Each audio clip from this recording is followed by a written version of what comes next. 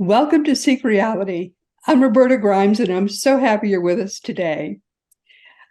I've heard from a lot of people in more than 10 years of Seek Reality's existence who have told me that they're seeking their life's purpose and, the reason for their existence, the reason why they were born. And I don't know why they want my advice on that, but I think it may be because I seem to have found my life's purpose and I always have been deeply living it. But to tell you the truth, my purpose just very early in my life found me.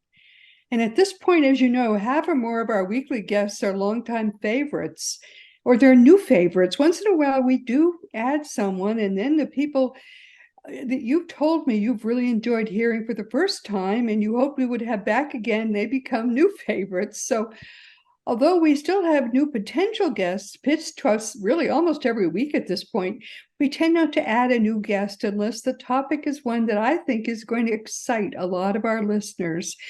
And I think perhaps today's guest is going to excite quite a few of you because Michelle Vandepas is an accomplished professional advisor who's written a powerful book about finding your purpose in life using a 28-day process of her own devising. Michelle is an empowering author, a speaker, a coach, and she has a wealth of experience and insights into publishing, online marketing, and living with purpose. She lives with her family in Colorado, which is a gorgeous state. Oh, wow. My cousin lives there, so it's one of those states that I visit not too infrequently. She grounds herself there with her family and 40 goldfish. I don't know how you do that, but my cats, or my daughter's cats rather, would love to come and visit her goldfish.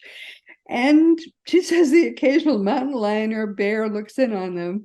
She spends a lot of her time walking around with nature, which is something we do here in Texas too, thinking about new ways to help her clients live their most authentically successful lives and grounding herself in the beauty that is Colorado. The mountains there are unparalleled. She's come up with a process to help people to more deeply and authentically connect with themselves and help with their own authentic personal process finding. And that's something that a lot of people are trying to do now. I've read her book. I'm eager to hear how this process she's developed really works. So, Michelle, welcome. I'm very happy to have you with us today. Thank you so much. It's an honor to be here. All right, let's get to it because I've read this book, and as you know, the part you read is short, but the part you do is 28 days long. So Right. let's, I really want to hear how it works. You say this is finding your spark. The radically authentic life is a life being system. And you It is, created this system for yourself. And yeah, then, well, go to it. I really would like to hear how it happens for people. right. Well, I developed it because like like others who teach what they need to learn and learn what they need to teach, right? I chased my own purpose for many, many years. And in the process of doing so, I took other people's courses and I did a lot of inner reflection. I did a lot of writing. And I came to really firmly know, not just believe, but really know that we all are already living our purpose. It's not anything to chase outside of us. It is not our vocation. It's not our job. It's not we wish it would be. It's not what we hope it be. It is who we are and how we are being. Now, having said that, we may not be in touch with what that is. We may not feel secure in that. But I want everybody to know that they're here on the planet for a reason. You're already having your ripple effect. You are already living your purpose. And if you take nothing away more than just that today, I will be happy. However, if you want to Let's go a say little, this again. yeah, Michelle, let's say that again because I'd like to think about that. What yeah, were those words again? that we're already living our purpose, You're even if we're already living your purpose because, or even if you're not in touch with it or know what it is. It's and even if inside. it's not big, because a lot of people feel that their purpose is big.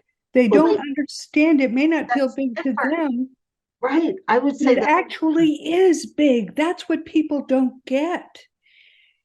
The people around them, they're affecting so much more bigly than they understand. Yeah. Isn't that true? Don't you think that's really true? I think some of us are called to do more. Our purpose is being. So our purpose is just being in the world. Some of us Yes. have a nudge, a call to do more and to be in purpose as we do more. And this is how I bridge that gap. You are living your purpose and you can express that more fully if you stay in your heart. So I like to view purpose as how do you express your heart? How do you connect with people, animals, the planet around you? How do you connect with yourself? Are you a caretaker? Are you a teacher? Are you a mentor? Purpose is a verb and it's how you live your life. Purpose is a verb. Purpose is a verb. Huge. That's huge. Yep. Yeah. Purpose is not a job like nurse or construction worker or a podcaster, right? You may choose, if you find yourself being a mentor or a teacher, to use podcasting as a tool to express your purpose. Mm-hmm. But yeah, you're already living your purpose, and it's big, it's small, your heart is huge. The more you express your heart, the bigger your purpose will feel, right? It's the feeling. But even if you're not feeling it today, you're still living it. You're still living it. And even if the world isn't looking at you and saying, oh, there she is, there he is, living a big purpose, your purpose is still big Yeah, in your its purpose is, way. yeah, Yeah, it's to live your life. It's to be and to live your life and express your heart. And that is, but we express it in different ways. that's right.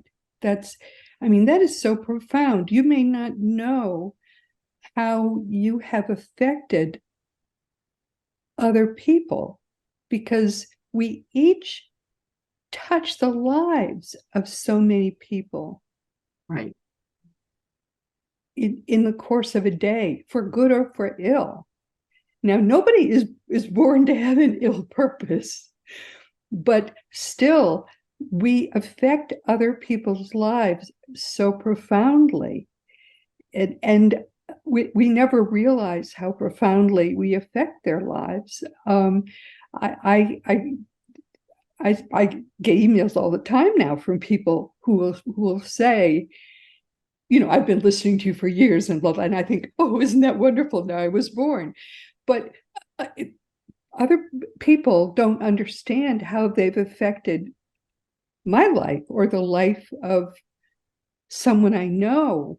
And I will hear, in over lunch, people will tell me this or that person affected my life. We don't understand how we do that. And one of the things that I'm working on now is trying to teach people how to come to understand how they are affecting other people's lives without even knowing it. It's And that's beautiful. one reason it so interested me what you were doing. Yeah. Because when I was reading your book and I saw what the point of it really was, I thought, aha, Mm. aren't you smart? Because you're teaching people that. Right. And that's what your coaching is about, isn't it? That also.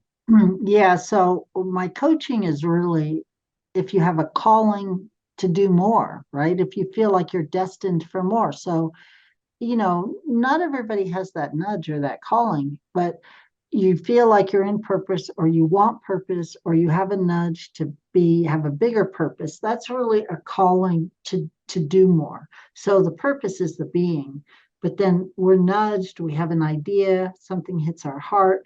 We're born on this planet right now because we think or we know we have something bigger to do. So then that becomes how do you do?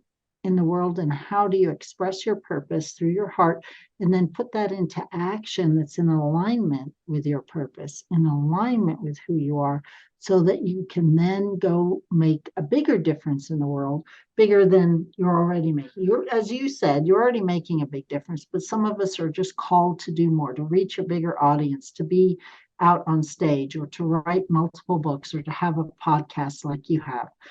And so that's what I coach on, is how to take your purpose as a caregiver, a teacher, a mentor, a healer, a creative, whatever it is that you're doing, and then how do you take that and go do it in a bigger way into the world.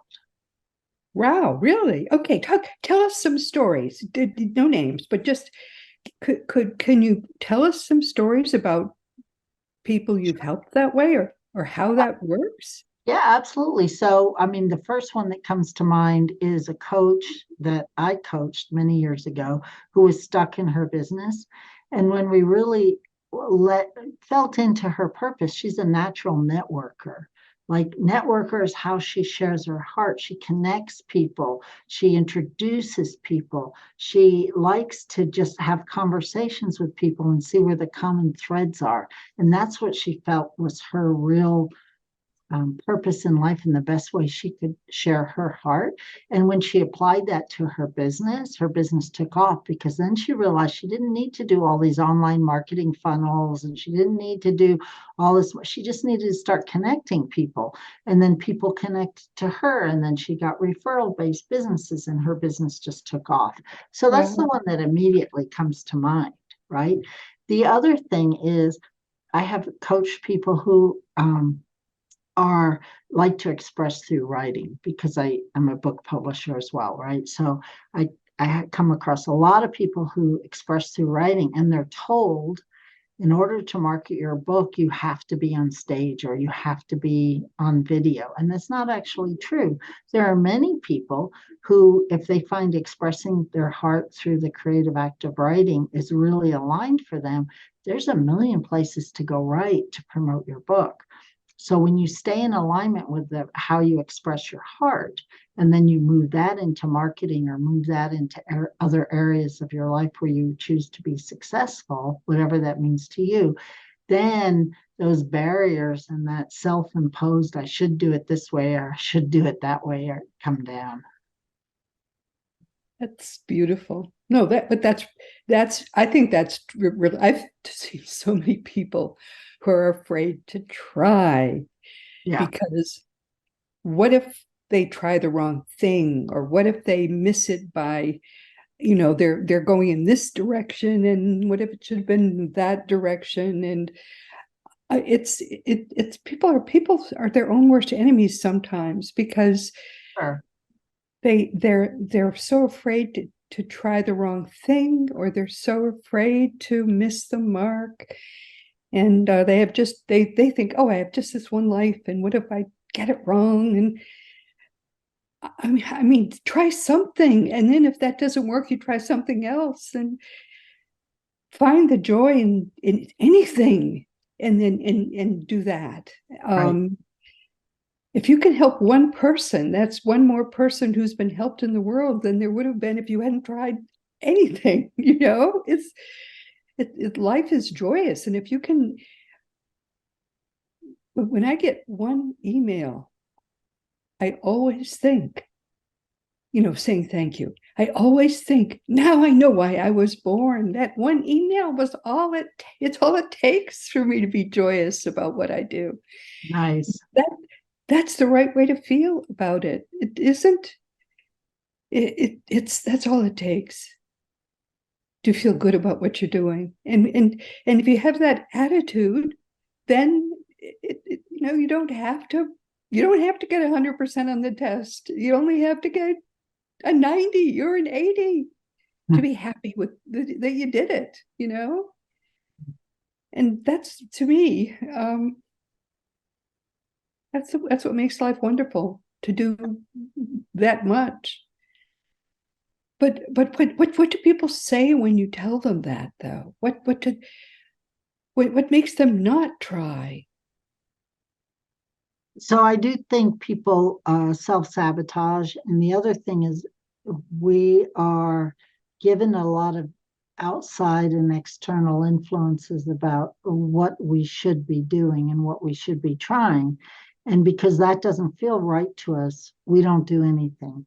So, an example is if you're told you should podcast in order to get your business to the next level, and that's not, doesn't feel in alignment to you, then you don't do anything because you're too overwhelmed or podcasting is not for you, and then you don't do anything.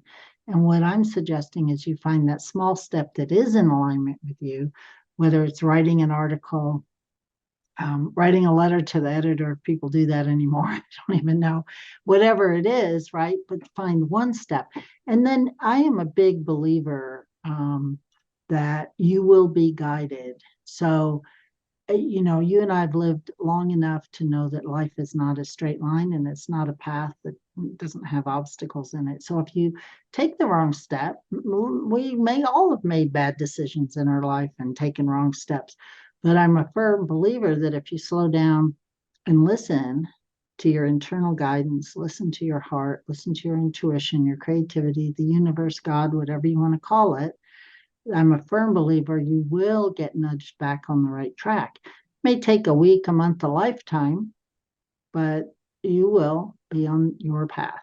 Yes, you repeatedly are offered opportunities to do the right thing. And to come back. Your spirit guides. I mean, we all have Right. spirit guides. I think you know that too. Yeah. But people keep finding 1,000 excuses for saying no. It's easy to find excuses for saying no. It's hard sometimes to find It's that very little bit of hard. bravery. It's very hard to be brave. We're very afraid of what the end result would be. We're afraid of what the outcome is going to look like. People don't start their books because they're worried about what Uncle Joe's going to think about it, so they don't even start. People don't, right? So, I mean, you're totally correct. We project out into the future, and every spiritual teaching tells us to stay in the present. And that's the most difficult thing that any of us can do. We project, we bring our traumas, our triggers, our past experiences with us, even if they're relevant or no longer relevant. We have made a mistake in the past, and so we're so freaked out of making a mistake That again, one mistake. Oh, all right. Obviously, I'm a failure. Right. right? And if would you talk to your kids that way? I hope not. Would you talk to your grandkids that way? I hope not. Your grandkids, do something bad or fall down or make a mistake. You hope that they do it in a way that they can see what they can do differently next time and pick themselves up and keep going, right? It's very difficult though when we have a lot of self-talk, negative self-talk, or real external influences, parents, friends, society, children who tell us, no, no, no, we shouldn't be doing that or we should be doing it differently. And at some point, we all have to tune in to our own inner guidance and follow that. And it's difficult. Thomas Edison, when someone came to his laboratory and that was his 10,000th experiment trying to invent the light bulb and said, "Oh, you've just failed 10,000 times." Someone said to him, he said, "Oh, no, I've just found 10,000 things that don't work, but I'll Right? get there." Yeah, exactly. That's Exactly. that has to be our attitude. This is our life. We're not going to fail at our life. Our life We're is not. And that's the next step after purpose. And I think that's a little bit what you're alluding to is, do we have a mission? Do we have a reason? So, purpose is God given. It's given to us. It's in our heart, and how we express our heart is our purpose. But then I believe we also all have a mission, and that mission is bigger, right? And I think that's what you're starting to talk about a little bit here. And can you fail at your mission? Well, no, but maybe you won't act on it in the way that you could have, right? Maybe you'll be too afraid to be an artist, so you don't ever take an art class. Or it doesn't mean you have to make your living as an artist, but maybe being an artist is something that is part of your mission, learning how to be creative. And so that's the next piece, and that's the doing piece. And that's what do you want your life to look like, and how creative and fun and adventurous are you willing for your life to be? Doesn't mean you have to travel around the world with a backpack. It can just mean small things in your life, eating somewhere new, trying new foods, going down a different aisle at the grocery store, turning left instead of right.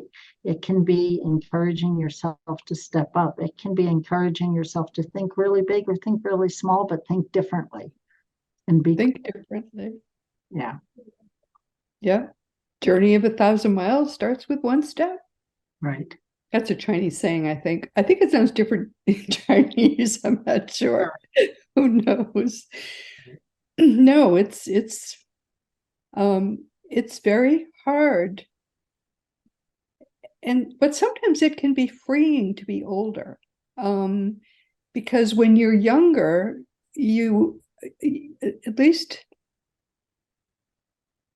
for me, being younger felt more portentous. You sort of feel as if your life is ahead of you and you've got to do big things with it. But as you get older, you sort of think, well, it's too late to do anything big, so now I can do human-sized things. That's a lovely way to put it. I also think, you and I um, have lived a life, and the world was different 30, 40 years ago than it is today, right? So Mhm. I have a couple of 20-year-olds that live in my house, and their view on the world's very, very different than my view on the world was when I was 20. Very different. And so I think there's a couple of things. One is as you get older, you get over yourself because you do know what you're capable of. Um, and you're less inclined to listen to people around you that don't fit or you don't feel are the right fit. And I think younger people are more willing and able to jump into that because they have had social media and they've had such an onslaught. Like my 20-year-olds will just block somebody in an instant. You say something wrong, block. There's no discussion. Whereas my boomer self wants to be like, well, wait, let's talk about it. Let's talk it Right. through. Yeah. Let's see what the intention was. Don't be Right. so harsh, right? My Right. daughter's like, no freaking way. She said something and insulted me. She's blocked. Is that good or bad? I don't know. It's just different. It's very different. Yeah. Yeah. It's different. And so we were taught to be polite. If someone has an indiscretion, you talk it through, you this and that. My daughter can't afford to be because, social media is an onslaught of hate sometimes, right? Mm. And so I totally get her um, understanding that no, someone's mean to me or they put something on social I don't like, I just block them. I get that. But it's different. It's totally different outlook on life. And so you and I have different sorts of fears and conditioning that we were brought up with to work through than she will have. Hmm. Yeah, it is, the world is a very different place, actually. That's really true. Yeah, Um, Tell me about your publishing. You started with your own books, I'm sure. I did. I started with my own book 25 years ago, and then I started consulting with other people to publish. And now I own a publishing company that publishes nonfiction books for people who have a message, have something they want to share, have some thought leadership or want to develop their thought leadership. And I really start with what's your purpose? What's your mission? What are you called to be in the world? Who are you called to be in the world? What's inside your heart that you want to share? What do you feel like your teaching, your inspiration is? And develop that into a book and then help our authors go promote that, sometimes build a business around it or a speaking career, or just spread the message without any um, big grandiose ideas. They just want to publish a book, get it out there, and help one person at a time best they can, as you're talking about.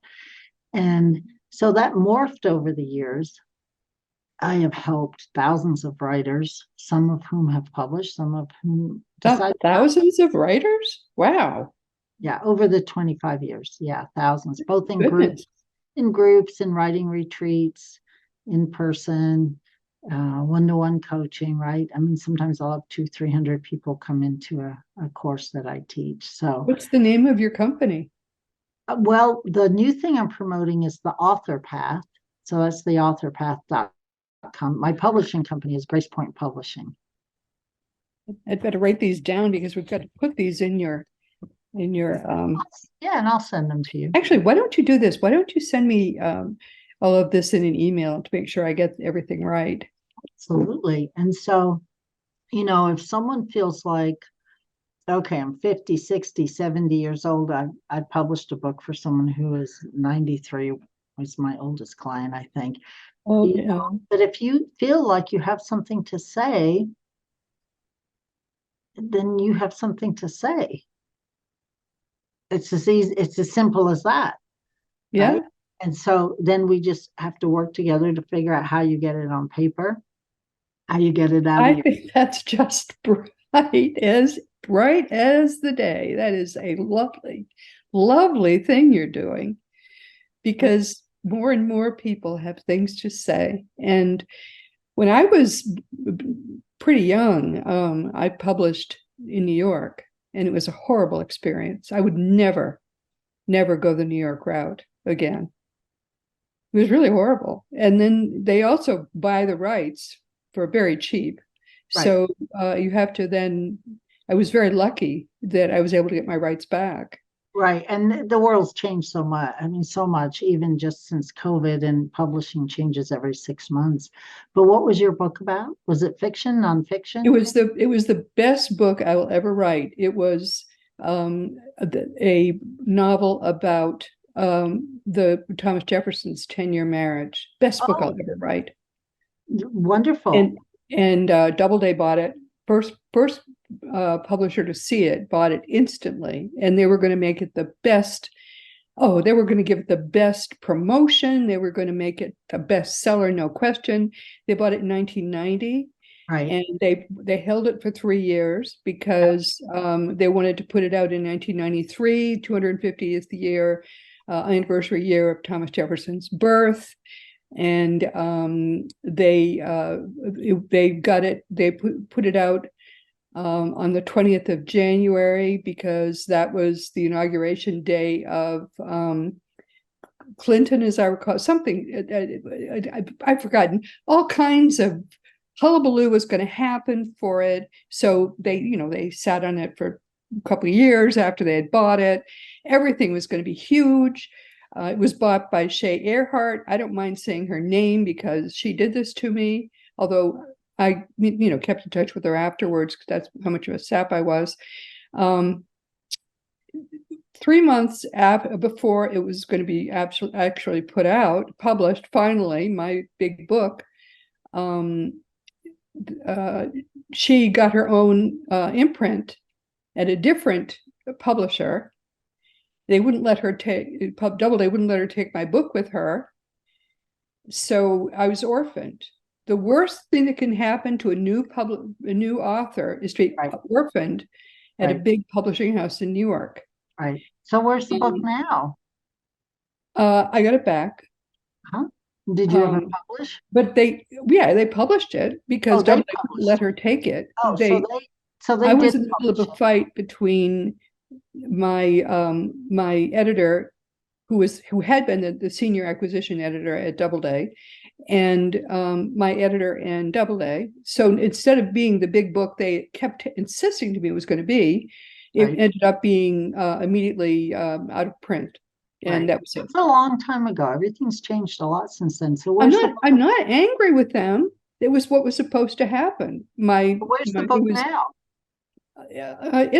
It's in print privately. I mean, I learned the lesson I was supposed to learn, which is never, ever, ever, ever go New York. And I will never go New York. For you, what? Maybe. Yeah, maybe that's the lesson for you. And so where's the book now? Is it published? Yeah. Oh, it is published. Okay, good. Sure. Well, maybe it is the best thing I'll ever write. Well, you don't know that. No, I do know it. I mean, I actually do write good fiction, and I've decided to put other novels I've written since into print now. I'm going to be a novelist because it's something I can do after I've done all the other things I was supposed to do. But it is a very good lesson. I've told other people who have asked me whether they should try for a New York contract and or whether they should go independent. And I say absolutely go independent because there's no Well, advantage the to world going has New changed. York. Publishing has changed a lot since then. And so, the advice that I would give someone now is I would ask lots of questions about what their expectations are and what they're looking for. Because the But the publishing, point is you lose all power. I have since known people who have gone in fact probably 3 years ago, someone I knew decided to try for a New York contract. He had a very good novel. And I said, try. And he went to New York. He did get a contract. He got word for word the same contract from not Double A, but another imprint within the same, I've forgotten what it was, probably Random House. It's, in the same family. Word for word, it was the same contract that I got from Doubleday in 1990. The same contract. And he got the exact same advance. I had gotten $20,000. The same one I got in 1990. He got in, I think it was 2011. Same exact advance. They have not changed at all, really. And they gave him the same buildup. Oh, we're going to make a big bestseller out of you. They threw it against the wall, that like spaghetti. This is just as they did with my novel, and it didn't happen to stick. And it was soon out of print, and that was it. So I don't think it's changed that much at all. that was 2011. Right. Well, 1990, 2000, Yeah, I'm 2011. saying the world has changed a lot in the last 4 or 5 years in publishing. Well, maybe it has, but I mean, I don't trust them any more than any farther than I could throw them at this point. What has changed in the past 5 years? Well, a lot because of Amazon, because of self-publishing. Oh, Uh, self-publishing. Yeah, I'm all but, for but what self-publishing. That's why I'm going to now But start what doing. that has done is it's put the power in the author's hands. So if you're going to a big publisher, a hybrid publisher, a self-publishing publisher, Oh, then yes, I'm self-publishing, no question. I would do self-publishing. That's why I'm going to put my novels in print now too. all right, great. I mean, I think that's a good idea, but I just to this day I would not do New York. I think New York has not changed. They certainly hadn't changed in those 20 years. When that poor guy, gave it a shot, I felt bad for him. I told him what had happened to me, and he said, well, maybe things have changed, and they hadn't changed in those 20 years. I don't know. But you are not New York, my dear, and I Right. think what you're doing is wonderful. So I'm going to put in the footer for all of this conversation we're having today that if anyone is interested in publishing, they definitely should talk to you, because I think what you're doing, but you don't do fiction. Fiction is a separate thing. But I think if anyone wants to tell their story, they should certainly talk to you. Right. Absolutely. And fortunately, I mean, we all the nonfiction that we've put out that people can see on my website. That's all published with an independent house, which also is wonderful. But so don't hesitate to publish if people want to publish. There are millions of books now in print, but I don't think New York has learned much of anything in the past 20 years. Sad to say, or 30 years at this point. So, all right, let's talk about the kinds of things that you've seen people do, though, when you've helped them. Let's talk about that. Well, I've coached people to do TEDx talks, to get on stage, to run retreats, to put up online courses, to speak in front of hundreds and thousands, to run You podcasts. coached them to be able to talk in front of thousands of people? Of course, yeah, yeah, yeah. Because once you're in alignment with who you are, and then you hone your messaging, then it's just about being brave and getting out there, right? And that's what coaching is. That's what Well, coaching good for is. you, because that's a very hard thing for people to ever do. Well, it depends if they want to, right? We're back to, are you called to do it? Do you have a nudge to do it or not? Some people don't want to do it, and then they don't need to do that. So we're back to, what are you personally called to do? Is there a nudge? Is there something that you know that, yeah, probably I should be doing that? I it keeps coming back over and over again to my heart or my mind that I should do that. I'm too scared to do it. I don't know how to do it. Like if you're just an overwhelm, or you're too scared to do it, or you don't know how to do it, that's all coachable. If it's So like, the people who come to you are people who just they feel that they're not their life is just not centered. It's just they don't know, they feel that they have a purpose and they just can't get there. I think they just feel like they're destined for more. They're destined to do more, Right. and they So it's need to. not that they're not centered. They may be totally centered. They just feel a bigger calling. And what's Okay. next? What's next? What's Okay. next? What's my next step? Right. I work with all kinds of people who are very successful businesses or successful families, or lawyers, doctors, dentists, right? All kinds of people who are successful and are centered. It's just they want more. They want the next thing. They Okay. want to live a Okay. bigger life. Yeah. Okay. And do you help them find what that is that's pulling them, that's Yeah, I nagging help at them them? find it in themselves because it's definitely inside It's in themselves. there. It's Okay. in It's them. in there. And so that's part of the coaching, right? Yeah. It's not Great. telling somebody what to do, although I may say, no, I don't think TikTok's for you this month. I may say, let's put that on the back burner for now, right? But I would never tell anybody what to do. You help them find it and pull it. I saw that in the workbook, which was Right. fascinating to me, the workbook. Yeah. And so they pull it out. And then if it's going to require something like maybe taking classes or even getting a degree, you help them think that through. Or if it's learning. People I work with are never going to go get a degree. I work with women, mostly over 50. Very rarely is it someone who wants to go get a degree. If they want to do Okay, that, they'll but do it that. would be maybe learning to public speak. That would Well, be they some. might take a course in speaking, or they might come to my roundtable and speak in front of us, or they may go to Toastmasters. It depends. There's a lot of different ways to do it.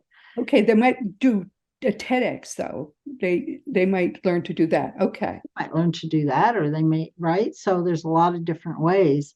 And some of those things I offer, but mostly it is, if you get in touch with what your next step is, then the step after that will present itself to you. And so Right. if you're like, how do I, Yeah, that's so often the case. you'll Yeah. see a course, or you'll see Toastmasters, or you'll see something that's available to you, right?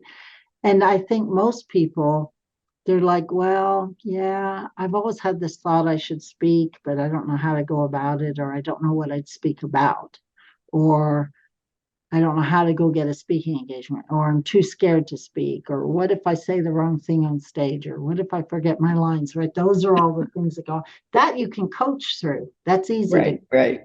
yeah. Wow.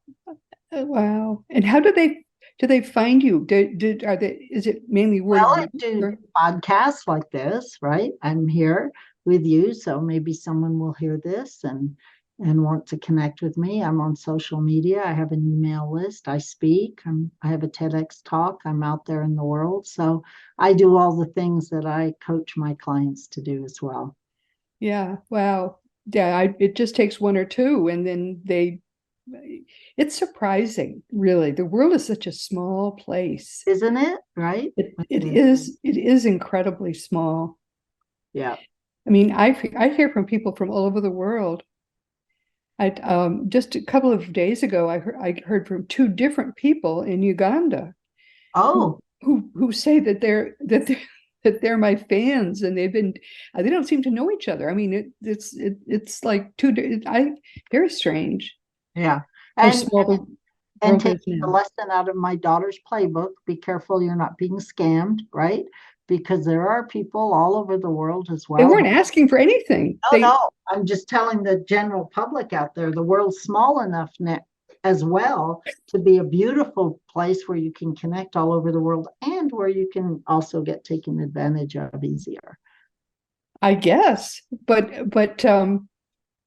it just is very that probably is true, but Yeah. it's there are a lot of people I hear from in Australia too, which is really strange because they're sleeping when we're waking. The same is to a considerable extent true from people in Europe. It's very it is quite a remarkable thing that we do Fabulous, get we it is fabulous. It is exciting right? that the world is as small as it is now. Quite a wonderful thing. Well, we're coming toward the end of our time. What do you want people to know about what you do? Yeah, What's I, possible for them? Because the thing I got from your book, and from especially what you sort of set around the edges of it, from the front part of it, and from the summaries that you gave, which I thought were very uplifting, is that you were sort of saying that anything is possible, and people were not looking inside enough to right. see what was possible. I was quite inspired by it, Oh, actually. good. I'm so happy. I think what I want to leave people with is that, I don't, I'm not called to jump out of an airplane. And so even though it's something I could face my fear on, it's like I'm just not called to do it. I am called to speak in front of 1,000 people. So I have to feel that fear and walk through it. I think there's a discernment that comes about what is ours to do, what is mine to do, what is yours to do. And we can pick and choose what we're going to walk through, and that our next growth opportunity is always right in front of us if we just say yes to that opportunity. Does not mean you have to jump out of an airplane just because your friend tells you you have to walk through that fear. You have to tune in to what you're called to do, what's nudging on your heart, what you feel like, that's really scary and I think I need to do that, and be honest with yourself, right? For someone else, it may be jumping out of the airplane, but we all have different callings. And so what your sister, your mother did, your neighbor, isn't necessarily your calling. And so it is inside. You know what it is. I don't believe people are confused about their purpose. I think they do know. They just need to uncover it. They need to own it. They have to say, yes, this is what I'm here to do. And as older women, we were brought up to be modest. And we have to get over that, and we have to own who we are, what we know we can do, and how we can help and serve and inspire and teach and lead and mentor others. Yeah, that's beautiful. And I wonder what you can say to women who feel they have something inside them then they want to write, because I'll tell you, you sort of touched a nerve when you said publishing had changed, because I don't think it has. The publishing world has changed. New York publishing, I don't think, has changed a jot. And you touched a nerve in me. Most people can't hit that nerve. You did. What the end of that story is, I've always been prompted to write fiction. I've been writing fiction before that time and Yeah, since that time, but I excellent. have not attempted to publish really ever since then. That's how Right, hard that experience was for me. right. And I'm not suggesting anybody write fiction, because I don't necessarily, although I think I'm about to start publishing a lot of what I've written since then. But to women, especially, who are out there, who maybe you're thinking, I'm in my 70s, I'm maybe even older, and I do have some nonfiction that maybe I would like to speak to Michelle about. Right. She might welcome having me get some of this out Right. to the world. Would you welcome hearing from them?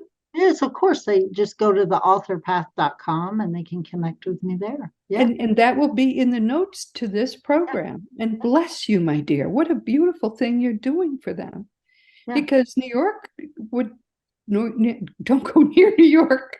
It's got cooties, but that's a beautiful thing you're doing, because the world, we're sisters, all of us, and we need to share with one another more of our stories and thoughts, and that's beautiful. That's truly beautiful. Thank you, dear, so much.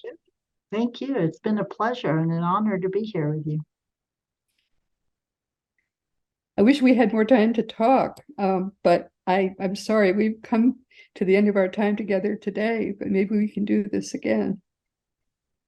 So again, we've come to the end of our time together. This has been Seek Reality with Roberta Grimes, and I'm very happy you could be with us today. I've never been quite this emotional about something non-personal, well, personal to me, but non-personal to anyone else. But please never forget that you are a powerful, eternal being, and you never began, you never will end. And when you really get all the implications of that, it's going to change everything in your life for the better. Next week, we're going to be talking with Karen Anderson, and she'll be with us for the 6th time. She's our much beloved expert on pets and pet communication, and her new book is The Pet I Can't Forget. It's just out now, finally. She kind of fussed over it longer than we thought she would, but I think you're going to love this. She's finally going to be talking with us about it. So please be sure to join us next week. And this week, we've been talking with Michelle Vandepas. Her book is called The Purpose Alignment, and I think you're really going to enjoy this book. If you feel moved that there's you really want to get deeper into your own purpose, try her book, because I wish I'd had more time with it. I picked it up just over the weekend and I began to do it, but it really is going to take the 28 days. And Michelle's book, her work, all about helping people who feel as if there's more, they need to dig deeper, and she's an expert at doing that. She calls it finding your spark, and she may be able to help you find yours in ways you probably couldn't do just all by yourself. Her book is a do-it-yourself handbook, and it's surprising in a number of ways. She tells us we already are living our purpose, and if you feel that you need to get into it a little more deeply, I think that she's probably your ticket. Her book is good, but I think Michelle is even better. Now, of course, it's time once again quickly to mention that Seek Reality Online is your one-stop resource for all the things afterlife that you may not have quite felt you were ready to dig into. But if it's to your time now, the person who can help you do it is our wonderful friend, Craig Hogan. He's the worldwide expert on all things afterlife. And teachingsbyjesus.com is your single resource for all the beautiful divine truths that are brought to us in perfect love by the greatest teacher ever, Master Jesus. Now it really is his turn. Also, as you know by now, my own nonfiction books are Liberating Jesus, My Thomas, The Fun of Dying, The Fun of Staying in Touch, The Fun of Growing Forever, The Fun of Living Together, and recently out, The Fun of Loving Jesus, Embracing the Christianity that Jesus taught. For young children, there's The Fun of Meeting Jesus, and they're all available on Amazon and everywhere that books are sold. The adult books are, except for, of course, for the one most recently out, The Fun of Loving Jesus. All the rest are available as audiobooks. If you want to talk about anything at all, you can always contact me through the green contact block on robertagrimes.com. And I do answer emails, but make sure I have your email correct address, because otherwise it's going to bounce and that'll make me really sad. All of the more than 500 past episodes of Seek Reality are available wherever audio podcasts can be found. You can listen to new audio episodes each week with the Seek Reality app that you can find for free wherever free apps are available. And you can also see the new video episodes each week on Roku or Fire Stick. And meanwhile, this has been Seek Reality with Roberta Grimes. Please enjoy, please make the most of this coming week in our one reality, always knowing that you are a powerful, eternal, forever, always will be, always have been, eternal being. And you, most of all in this entire universe, are infinitely, perfectly, and forever loved.